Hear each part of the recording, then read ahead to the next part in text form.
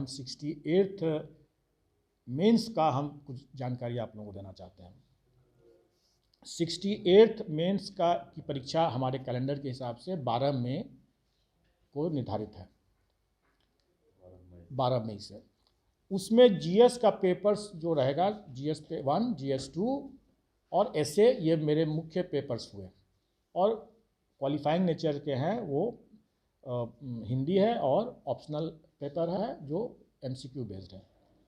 इसमें GS paper 1 and paper 2 जो रहेगा, ये क्वेश्चंस को हम रीअरेंज करेंगे। सिलेबस सब वही है, क्वेश्चंस की संख्या भी करने की उतना ही रहेगी जितना पहले। लेकिन अभी आपने देखा होगा 67th मेंस के ऑप्शनल पेपर में हमने क्वेश्चन को रीअरेंज किया था, एक फॉर्मेट नया चेंज किया था, जिसमें कि पहला क्वेश्चन हर सेक्शन का अनिवार्य किया था, दूसरा क्वेश्चन में 2 विकल्प था, दोनों में से एक को करना था, फिर तीसरा क्वेश्चन में दोनों में से एक करना। एग्जैक्टली वही पैटर्न हम GS 1 एंड GS 2 में 68th मेंस में वही इसी पैटर्न पर हम क्वेश्चन रखेंगे। सिलेबस वही है, क्वेश्चंस के पैटर्न मतलब नंबरिंग सिस्टम रीअरेंजमेंट इस तरह से रहेगा। एसे के बारे में ज़्यादा हम लोगों ने नहीं बतलाया था, लेकिन हम अब एसे के बारे में बताएंगे। हमने जानबूझ करके उस समय नहीं लोगों को बताया, क्योंकि अभी पहले लोग पीटी अपने शांति से दे दें, और जब पीटी जब वो कर लेंगे उसके बाद एसे की बात। एसे जो है वो कभी भी वो जीएस पेपर का एक्सटेंशन नहीं होगा, मतलब कि वो जीएस की जांच नहीं है। जीएस के लिए तो GS 1 एंड GS 2 है ही, जनरल स्टडीज का पेपर है ही। ऐसे जो रहेगा वो आपका राइटिंग स्किल और एनालिटिकल स्किल्स को ही देखेगा। वो आपके जीएस का फिर से परीक्षा नहीं ले रहे हैं हम ऐसे अलग है, उसको जीएस से कोई लेना देना नहीं होगा। उसमें 3 सेक्शंस रहेंगे, 300 नंबर का है वो, इसमें 3 सेक्शन रहेंगे, 100 नंबर के 3 सेक्शंस रहेंगे। हर सेक्शन में 4-4 क्वेश्चंस रहेंगे, ये उसका फॉर्मेट रहेगा। 4-4 क्वेश्चंस रहेंगे हर सेक्शन में, उसमें से एक करना है तीनों में। उसमें 2 तो आप समझें कि जीएस नहीं है, तो आप सिलेबस उसका सेम है जो कहीं भी रहता है, सिलेबस में हम कोई एक्स्ट्रा नहीं करें। लेकिन उसके लिए मेरा मानना है कि उसके लिए आपको ऐसे न्यूट्रल टॉपिक्स दिए जाएंगे जिसमें कि आपके अपनी जो एनालिटिकल स्किल है, विश्लेषण की क्षमता है, और आपकी जो लेखनी की जो क्षमता है, उसका ही आपका करना है। आपको कोई उसके लिए विशेष कहीं पढ़ना नहीं है, लेकिन आपको जरूर प्रैक्टिस जरूर करने की ज़रूरत पड़ेगी। पढ़ना ज़्यादा नहीं है, आपको कोई भी चीज़ के बारे में अपना विचार जरूर रखना है। कोई भी चीज़, छोटा छोटा चीज़ भी हो सकता है, कोई बड़ा चीज़ हो सकता है, फिलोसफिकल चीज़ हो सकता है, कुछ भी हो सकता है, कहावत हो सकता है, मुहावरा हो सकता है, उसका आप एनालिसिस कीजिए। चोर की दाढ़ी में 3 काम, मान लें अगर ये एक सवाल है, तो कहने का मतलब है कि इसके लिए आप कोई किताब आपको पढ़ने की ज़रूरत नहीं। आप कितना आप इसको किस तरीके से आप लिखते हैं, कोई लिख सकता है उसको बहुत ह्यूमरस तरीके से लिख सकता है, कोई उसको फिलोसफिकली लिख सकता है, कोई कुछ और लिख सकता है। तो ये आपके लेखन की क्षमता और आपके विश्लेषण की क्षमता को का आकलन है। और इसमें 4-4 ऑप्शन रहेंगे हर सेक्शन में, और 100 नंबर के रहेंगे। तीसरा सेक्शन जो होगा वो थोड़ा बिहार ओरिएंटेड रहेगा, बिहार राज्य बिहार से ओरिएंटेड होगा। उसमें कोई जरूरी नहीं है कि वो आपका, जैसे मैंने बताया कि जीएस का वो पेपर नहीं है। आपसे पूछा जा सकता है कि लिट्टी चोखा के बारे में आपको क्या कहना है, उसका मतलब कुछ भी इस तरह का चीज़ पूछा जा सकता है जो कि बिहारी लोगों को उसमें फ़ायदा होगा। और ये उद्देश्य भी है कि उनको प्राथमिकता मिले, इसलिए उसमें वो बिहार ओरिएंटेड और बिहारी संस्कृति, बिहारी कला, बिहार के बारे में मतलब कुछ ऐसी बातें होंगी, कहावत, जो जिस पर कि वो आधारित होगा। आपका जनरल नॉलेज का वो टेस्ट नहीं होगा, लेकिन आपको बिहार के बारे में, बिहार के लोग जो रहेंगे वो उसको बखूबी समझेंगे, और उसी तरह से रहेगा वो।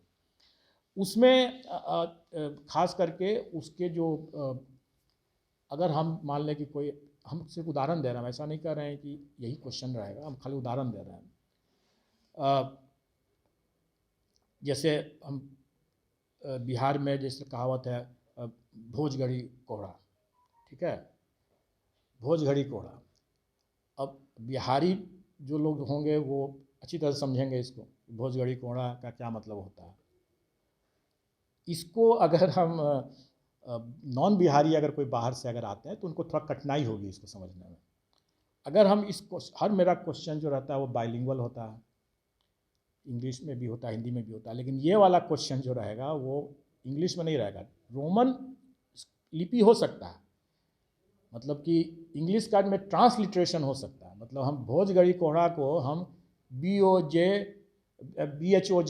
भोज घड़ी का GHARDI इसी तरह से लिख देंगे उसको। लेकिन हम चाहेंगे कि जो हमारे बारे में, बिहार के बारे में जो लोग ज़्यादा जानते हैं, जो समझते हैं, उनको प्राथमिकता मिले, और इसीलिए ये तीसरा क्वेश्चन इस तरह से रहेगा। तो ये हुआ हमारा इसका। ऑप्शनल में थोड़ा सा हम लोग जो MCQ है क्वालिफाइंग नेचर का है, इसमें हम लोग थोड़ा स्पेसिफाई कर देते हैं। इसका अभी हम लोगों ने देखा कि इसको हमें 3 घंटे करने की ज़रूरत नहीं है, ऑप्शनल चूँकि ये MCQ की इवैल्यूएशन कर रहे हैं, तो नई टेक्निक से हमें एक फ़ायदा ये ज़रूर हो रहा है कि हम, एक तो कॉपी मेरा सील्ड है और सील्ड ही हालत में रहेगा, और स्कैन कॉपी पर हम इसका मूल्यांकन कर रहे हैं, और एक आदमी, एक एग्जामिनर को एक क्वेश्चन उस तर्ज पर दे रहे हैं। तो उससे क्या फ़ायदा है कि कोई मॉडरेशन की ज़रूरत नहीं पड़ेगी, जिसकी चर्चा मैंने पहले भी किया है। लेकिन चूंकि कोई भी टेक्नोलॉजी जब हम जो इस्तेमाल करते हैं, जो कागज़ पर करने का जो लोग जिसे यूज़ टू हैं, उसको अगर स्क्रीन पर काम करना, माउस से काम करना, तो थोड़ा दिक्कत ज़रूर हो रही है। तो मैं भी समझता हूँ इस मामले में थोड़ा स्पीड उस तेज़ी से नहीं हो रहा है जिस तेज़ी से हम लोग चाहते थे, या जो हम लोगों ने कैलेंडर में जो जिस तरीके से दिया था। तो थोड़ा विलम्ब होगा उसका रिज़ल्ट निकालने में, मेंस का रिज़ल्ट करने में, लेकिन मैं उस गैप को, जो डिले को मैं कंपनसेट करने की कोशिश करूँगा। इंटरव्यू जो होगा उसमें नंबर ऑफ़ बोर्ड्स हम ज़्यादा रखेंगे, ताकि हमको इंटरव्यू में हम बचत कर लें समय का, और टोटल हम बाय एंड लार्ज जो हम लोगों ने अंतिम जो रिज़ल्ट जो कहा है उसी को पकड़ लेंगे। अब हम लोग चलें। अब 68 PT सबके अथक प्रयास से आज उन्होंने शायद 3 घंटा दिया हुआ था, इसको हम घटा करके 2 घंटा करेंगे, और इसमें 100 क्वेश्चंस रहेंगे, कोई नेगेटिव मार्किंग इसमें नहीं होगा। ऑप्शनल पेपर जो 68 मेंस का रहेगा वो MCQ बेस्ड है, उसमें 2 ही घंटा हम देंगे, 3 घंटे देने की ज़रूरत नहीं है, और उसमें 100 क्वेश्चंस रहेंगे, और उसमें कोई नेगेटिव मार्किंग नहीं रहेगा। मेरा ये मानना है कि नहीं जुटेगा, नहीं, क्वालिफाइंग नेचर का है, इसलिए मेरा ये मानना है कि इसके लिए कोई, अगर कोई अपने BSc किया, BA किया, ग्रेजुएशन लेवल का जो भी पढ़ाई किया है किसी ने जिस विषय में, मेरा मानना है कि उसी विषय में वो अपना अगर लेता है, अपना चयन करता है उसका, तो उसको विशेष कुछ पढ़ने की ज़रूरत नहीं है। अगर उसने अपना पढ़ाई ग्रेजुएशन का सही ढंग से किया है तो वही पर्याप्त होना चाहिए।